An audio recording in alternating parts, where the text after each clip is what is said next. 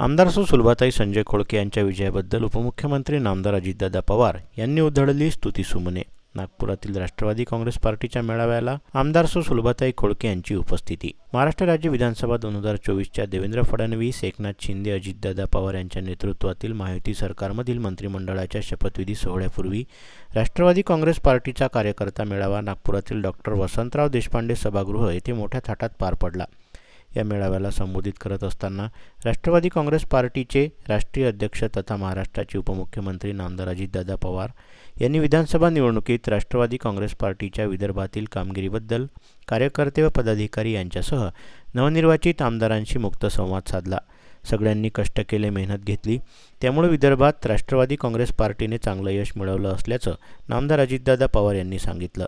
दरम्यान अमरावती विधानसभा मतदारसंघातील राष्ट्रवादी काँग्रेस पार्टीच्या आमदार सुलभाताई संजय खोळके यांच्या विजयाबद्दल सुद्धा अजितदादांनी स्तुतिसुमनं उधळली. अजितदादा पवार म्हणाले की अमरावतीची जागा निघणं कठीण झालं होतं. तिथे मायनॉरिटी किती संख्येने आहे, बाकीचे घटक किती संख्येने आहे, काही लोकांनी तिथे बंडखोरी केली, ते कुठल्या घटकाची मते खाणार. अशा परिस्थितीत सुलभाताईंची अमरावतीमधील जागा निवडून आणणं सोपी गोष्ट नव्हतं, पण प्रत्येक वेळेत तिथले कार्यकर्ते, मग यश खोळके असतील, अन्य सहकारी असतील, ते मला सांगत होते, अजितदादा आम्ही सीट काढणार म्हणजे काढणार, आणि तशा पद्धतीने ते कार्यकर्ते झटले, राबले आणि खरोखरच सुलभाताईंनी ती सीट खेचून आणली. ते देखील फार कौतुकास्पद असल्याचं नामदार अजितदादा पवार यांनी राष्ट्रवादीच्या नागपुरातील कार्यकर्ता मेळाव्यात सांगितलं.